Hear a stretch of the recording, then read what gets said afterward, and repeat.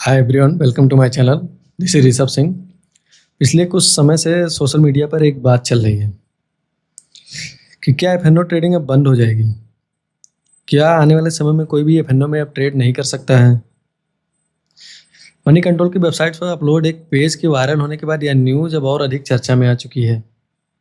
हम इस वीडियो में बड़ी आसानी से समझने का प्रयास करेंगे कि सेबी क्या नए रूल्स लाने वाली है, उसका मार्केट्स पे क्या इफेक्ट देखने को मिल सकता है।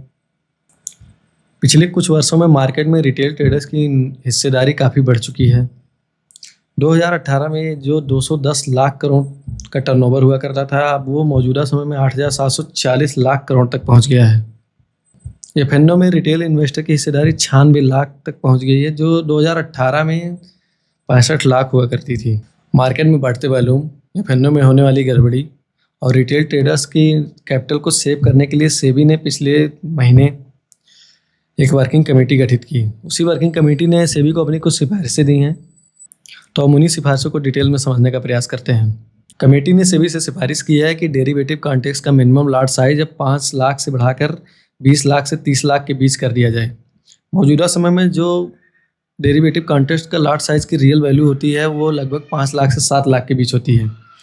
जैसे बैंक निफ्टी के एक लॉट में 15 क्वांटिटी होती है, तो अगर हम उसको मौजूदा समय बैंक निफ्टी अगर 52,000 पे चल रहा है तो हम उससे मल्टीप्लाई करेंगे तो ये वैल्यू लगभग 7.5 लाख के आसपास ठहरती है। इसी तरह निफ्टी में भी है, 25 क्वांटिटी होती है, हम उसको अगर 24,000 या 25,000 से मल्टीप्लाई करते हैं तो वो वैल्यू लगभग 6 लाख के आसपास ठहरती है। कमेटी ने यही सिफारिश की, इस वैल्यू को बढ़ा के 25 लाख से 30 लाख के बीच कर दिया जाए, यानी कि लगभग 4 से 6 गुना कर दिया जाए। इससे बैंक निफ्टी का लॉट साइज भी बढ़ जाएगा, निफ्टी का लॉट साइज भी बढ़ जाएगा। जैसे बैंक निफ्टी में अभी 15 क्वांटिटी होती है तो ये बढ़ के हमें 60 से 100 के बीच देखने को मिल सकती है, और निफ्टी में अभी 25 क्वांटिटी होती है तो ये 100 से 150 के बीच देखने को मिल सकती है। इससे जो छोटे ट्रेडर्स हैं जो अभी सीखने का प्रयास कर रहे हैं या मार्केट में नए नए आ रहे हैं, उनको अधिक कैपिटल में काम करना पड़ेगा। ऑप्शन बायर जो अभी एक लॉट में ट्रेड करते हैं, उनको पर लॉट अभी वो अगर इन द मनी में ट्रेड करते हैं तो एक लॉट उनको 2500 से 3,000 या 5,000 के बीच में पड़ता है। अगर ये वैल्यू बढ़ जाती है, क्वांटिटी बढ़ जाती है, तो ये लगभग 10, 12, 15,000 तक जा सकता है। इससे उनके ट्रेड में रिस्क भी ज़्यादा इन्वॉल्व होगा। वो हाई रिस्क पे काम करेंगे। अगर उनको लॉस भी होता है तो फिर उसको रिकवर करने के लिए भी उनको ज़्यादा एफर्ट लगाने पड़ेंगे, जिससे उससे उनकी ट्रेडिंग साइकोलॉजी भी ख़राब हो सकती है।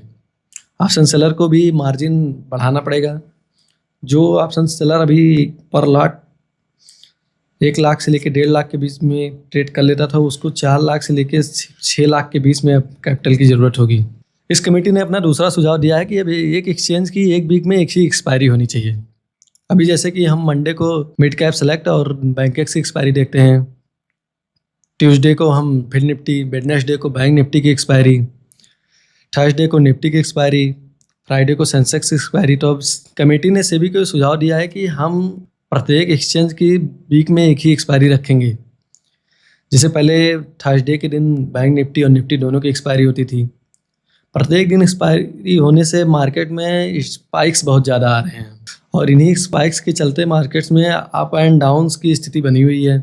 जिस प्राइस एक्शन के दम पे रिटेल ट्रेडर्स को मार्केट को समझने में आसानी होती थी, आज उस प्राइस एक्शन ने काम करना बंद कर दिया है। इतने बड़े बड़े मूव्स आ रहे हैं कि उनके स्टॉप लॉसेस ज़्यादा हिट हो रहे हैं, जिससे रिटेल ट्रेडर्स का लॉस बहुत ज़्यादा बढ़ रहा है।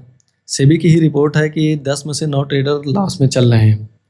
जो कमा भी रहे हैं उनका ज़्यादातर हिस्सा ब्रोकरेज और तमाम टैक्स में चला जा रहा है। तो अब ये एक्सचेंज के ऊपर डिपेंड करता है कि वो किस सेगमेंट की एक्सपायरी रखना चाहेगा। हालांकि वो अपने हाई वॉल्यूम इंडेक्स को ही प्रेफर करेंगे, और वही प्रेफर करना जरूरी भी है।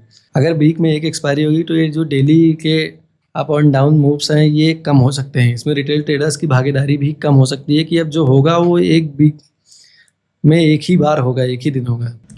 कमेटी ने तीसरा सुझाव दिया कि एक्सपायरी के करीब मार्जिन को बढ़ा दिया जाए। अभी क्या होता है कि हम जैसे जैसे एक्सपायरी के करीब जाते हैं, मार्जिन कम होने लगता है, प्रीमियम के रेट कम होने लगते हैं, हमें उस कॉन्ट्रैक्ट को खरीदने के लिए कम मार्जिन की आवश्यकता होती है। लेकिन कमेटी ने सेबी को एडवाइस दी है कि हम जैसे जैसे एक्सपायरी के करीब जाएँ उसमें उसकी मार्जिन को भी बढ़ा दिया जाए। इससे नेक्स्ट एक्सपायरी में भी वॉल्यूम आने की संभावना बढ़ सकती है, और रिटेल ट्रेडर्स का कम लॉस हो सकता है, क्योंकि वो कम इन्वॉल्व रहेंगे उस एक्सपायरी में, तो बड़े बड़े मूव्स से वो बच सकते हैं। कमेटी ने एक और सुझाव दिया कि स्ट्राइक प्राइस को भी कम कर दिया जाए। अभी जैसे बैंक निफ्टी में हम हर 100 पॉइंट्स के लेवल पे एक स्ट्राइक प्राइस देखने को मिलती है। निफ्टी में 50 पॉइंट के गैप पे स्ट्राइक प्राइस देखने को मिलती है।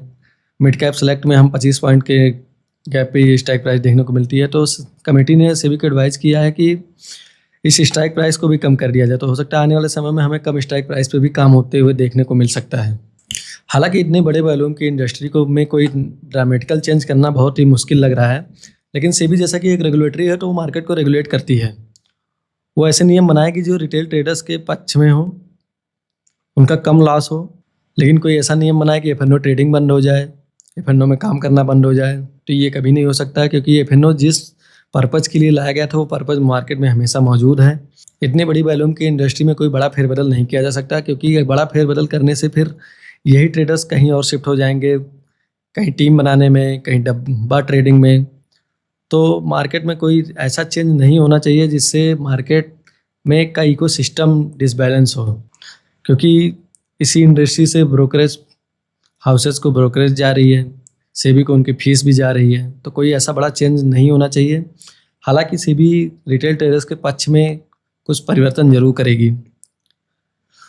उनको यह भी करना चाहिए कि कैपिटल के बेस पे ना ये डिसाइड करें कि कौन ट्रेड करेगा कौन ट्रेड नहीं करेगा। उन्हें एलिजिबिलिटी क्राइटेरिया पर फोकस करना चाहिए, जिससे लोगों को एफएनओ के बारे में जानकारी अधिक से अधिक मिले। कौन एफएनओ में ट्रेड कर सकता है, कौन उसके लायक एलिजिबल है, इस पर एक नया पैमाना होना चाहिए। कुछ एग्जाम्स होने चाहिए, लोगों को बीच अवेयरनेस होनी चाहिए। उन्हें अपना रिस्क पता होना चाहिए कि हम एफएनओ में जा रहे हैं तो उसके पीछे हमारा कितना बड़ा रिस्क इन्वॉल्व है। तो उम्मीद करते हैं आपको हमारा ये वीडियो इन्फॉर्मेटिव लगा होगा। हमारे इस वीडियो को लाइक करें, शेयर करें, जिससे यह जानकारी और भी लोगों तक पहुँचे। हमारे चैनल को सब्सक्राइब करें, बेल आइकन को प्रेस करें, जिससे ऐसी इन्फॉर्मेटिव वीडियो आप तक पहुँचती रहे। मिलते हैं नेक्स्ट वीडियो में। Thank you.